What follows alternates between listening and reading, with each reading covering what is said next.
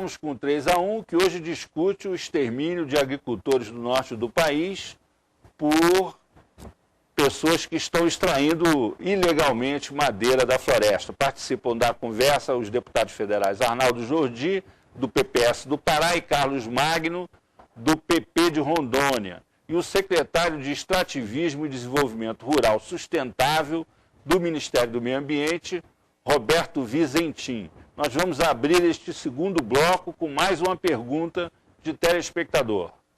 A alteração do Código Florestal contribuiu para o aumento do conflito agrário? Deputado Jordi, você que Olha, mexe com essa questão de direitos humanos.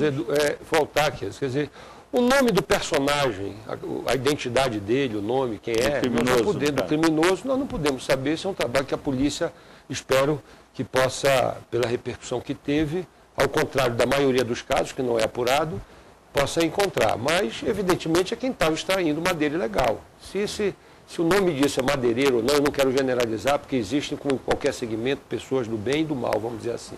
Mas evidente é quem estava ao arrepio da lei, tá certo? Destruindo ilegalmente ou comercializando ilegalmente madeira. Como é uma coisa muito prática. Quem é que pode responder por isso? É o Estado.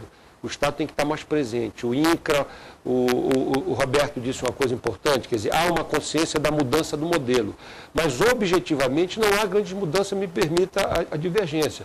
O Ministério da Ciência e Tecnologia, no ano passado, teve de orçamento para pesquisa no maior banco genético do planeta, que é a Amazônia, 3% do seu orçamento destinado para pesquisa na Amazônia. Então, eu poderia aqui discorrer de outros dados que mostram que não há esse entendimento, não está se traduzindo em ações concretas, em fluxo de recursos. Agora mesmo, o Ministério do Desenvolvimento Agrário teve um contingenciamento do seu orçamento de 3,5 bilhões de 1 bilhão. Quer dizer, 1/3 quase foi contingenciado para uma questão que é absolutamente necessária e emergencial. Com relação ao código, é difícil estabelecer que há uma relação direta de causa e efeito, mas é evidente que na medida que você anistia de forma generalizada a todo mundo, e não apenas aqueles que de boa fé estiveram lá no fluxo migratório, explorando, pegando malária, investindo tudo da sua economia naquela atividade, e aquela época era obrigado, inclusive, a desmatar, a dar utilização econômica para os recursos naturais por conta desse modelo agro, primário, exportador. Quer dizer, não se pode confundir com esse cidadão recente que está querendo em uma semana ficar milionário e que não aceita a mediação do Estado. Então, colocar isso tudo no mesmo camburão, no mesmo saco, e fazer esta anistia geral, ampla, restrita e irresponsável, na minha opinião, me parece que amplia a sensação de impunidade.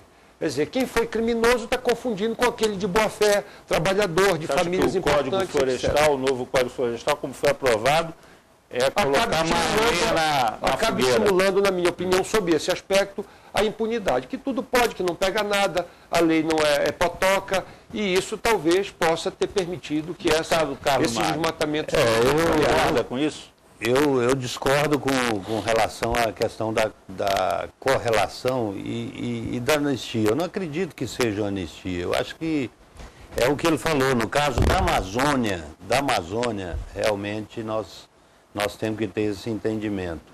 Agora, a questão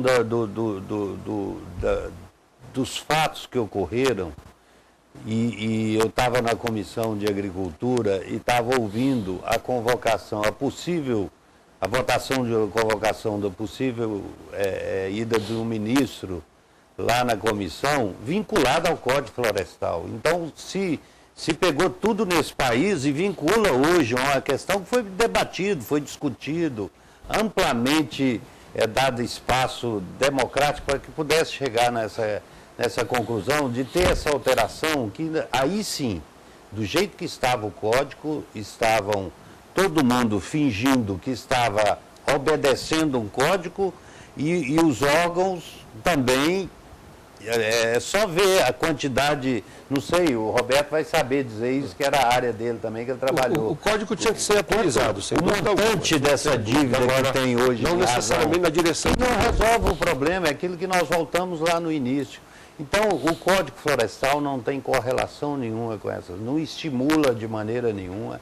Nós precisamos fazer esse trabalho, agora nós precisamos fazer esse trabalho, principalmente na Amazônia, de dizer que a alteração do código não significa um benefício, significa a alteração de uma lei que precisa ser observada e respeitada. É isso que nós devemos colocar, para não comprometer essas questões que está aí colocada na discussão do código, né? Nem no resultado final dele. Roberto, você acha que esse dispositivo aí polêmico do Código Florestal, que de certa maneira perdoa eventuais infrações à legislação, tem a ver com o aumento da violência no campo?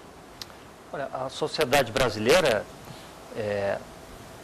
sabe que o governo foi derrotado nessa questão do Código Florestal. De fato, o que se aprovou não era proposta discutida, pactuada, construída de forma consensuada no Executivo, né?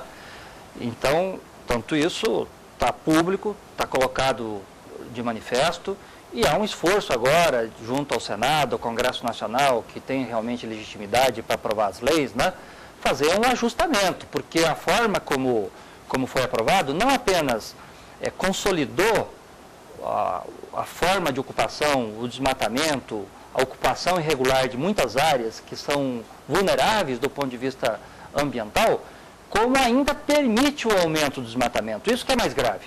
Então, é necessário, sim, que o Senado e a Câmara dos Deputados possam, de forma autônoma, reconhecer que nem tudo ali corresponde a essa necessidade de atualização da legislação ambiental e façam uma correção de rumos. Agora, se esse debate todo tem relação com o aumento da violência no campo, disse bem o deputado Jordi, não há uma relação direta, uma ilação que se possa fazer de forma generalizada, mas uma coisa é concreta. Nós registramos no primeiro trimestre, e mais concretamente no mês de março e abril, um aumento extraordinário do desmatamento na Amazônia. Em alguns estados mais do que outros, Mato Grosso, como sabem, liderou, né, exponencialmente esse aumento. E as explicações não são outras, senão realmente uma expectativa gerada pela mudança do Código Florestal, que iria reconhecer, segundo interpretaram alguns, né, os desmatamentos feitos até a data da aprovação do Código. Então, de uma forma ou de outra, diretamente ou não, intencionalmente ou não, muito provavelmente não intencional, mas o fato concreto é que toda essa discussão que foi feita em torno da revisão do Código Florestal acabou estimulando e ampliando esse sentimento de impunidade que prevalece, refletindo não só nos índices de desmatamento, mas possivelmente de alguma forma associado também com a violência no campo. Secretário, com todo respeito, eu acho que essa questão do código são esses fatos que a gente precisa deixar bem claro. A questão, eu vi fotografias no trabalho do INPE que apresentou, primeiro que não era a época dele apresentar, que ele tem que tirar ali a questão de nuvens, limpar a imagem, buscar, porque eu vi acontecer e que foi contabilizado em derrubada, em desmatamento, a questão de sucessão de capoeiras. Porque eu duvido, 2 tratores puxando a corrente derrubar a mata nativa. Na Amazônia ele não vai fazer isso nunca. Ele vai fazer em cima de sucessão de matas que vêm através das capoeiras. O caso do Mato Grosso, apenas um. Porque o dever de casa, pelo menos para a Amazônia como um todo, foi tão bem feito que hoje qualquer número que se apresenta significa uma percentagem muito alta devido ao mínimo hoje que se desmata lá. Apenas um que mora no Paraná, que possuía terra lá, desmatou praticamente 4.000 hectares, entendeu?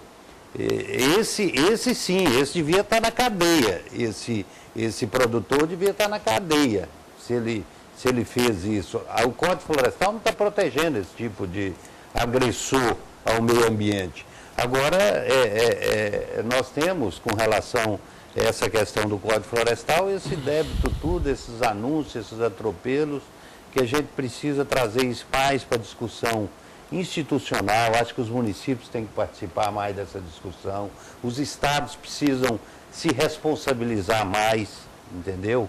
Não adianta você vender um produto no Estado se você está executando outro lá como política pública.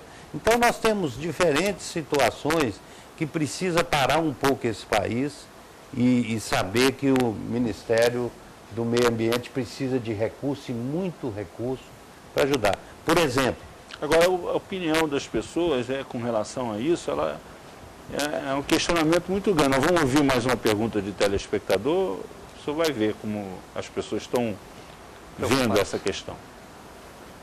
Foi coincidência o extermínio de camponeses ter ocorrido na mesma semana de aprovação do novo Código Florestal?